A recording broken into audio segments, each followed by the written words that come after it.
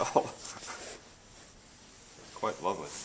Okay, just as a review now, we're going to locate the inner and outer bladder meridian.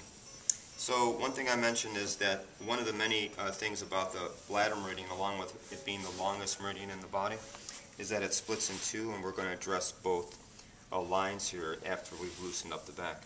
So the inner bladder meridian, we're going to start at the top of the shoulders and work down onto and include the sacrum. And inner bladder meridian is 2 finger widths, or 1.5 sun of the person you're working on. So you want to measure to see if you're the same, and you have to make, if it's smaller or bigger, you have to make that adjustment as you bring it up to the spine. And you're going to start right in the center of the spinous process. And then you're going to find that area, and when we stimulate for Subo, we want to have our arms in a nice straight position, just like if they were hanging down by your side and you just extending them forward, to have this one line right through your thumb, and to make contact with Subo, not in a hyper extension, because that causes too much resistance, right? But if it's in line, the energy flows more readily and you can make a better contact here. So we're going to start and have inhale, and on the exhale just sink right in. So you want to be in a position where you can let your body weight rock back and forth a little bit, and your hands nice and open so you're not stressing into the rest of the musculature, and that you don't at all have a sense of pressing but rather leaning in. And as you come into this, you want to try to adjust for even pressure.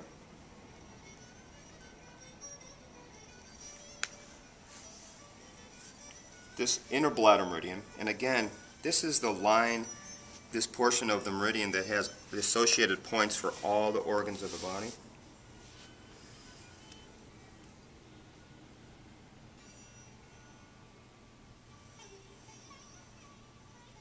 That you want to take it down and include the sacrum. So as we get close to the sacrum here, we're going to go right off the center, the spine of the scapula, of the sacrum. You just come off laterally, and you'll feel these holes or foramen. And you want to just sink directly down, because this is the direction for inner bladder meridian, is just directly down into the body.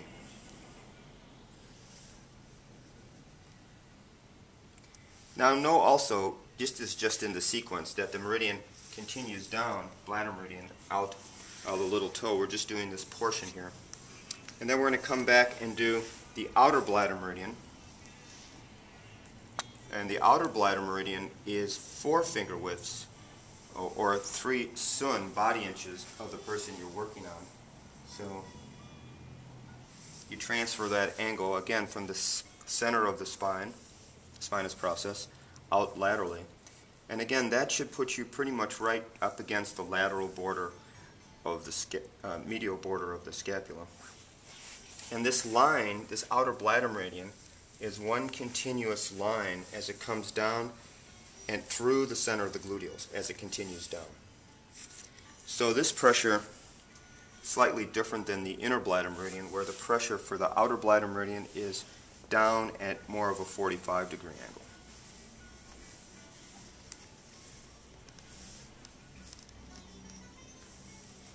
And you'll find that you come in contact with the lateral border of longissimus more than not. And if you come across some tight areas, perhaps you'd like to do some stimulation in that a couple times before you move on.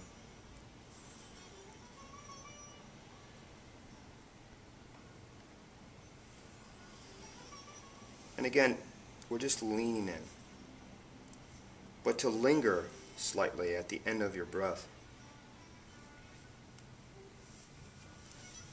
to invite a little movement, a little space.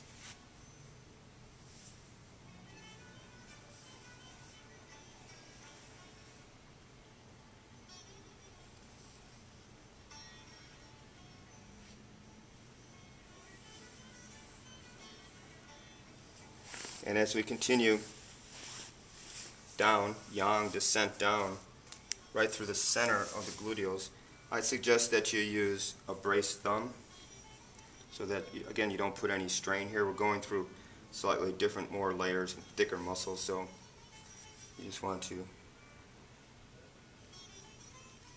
again, lean in. And being aggressive or over-assertive, that has no place in shiatsu here. Because you don't want to, it's not about you, unfortunately. It's about them. So you want to make sure that you're just going in and making contact with the energy and what's happening right now during this session. So we'll pick up as we continue down through the gluteals and the lower body.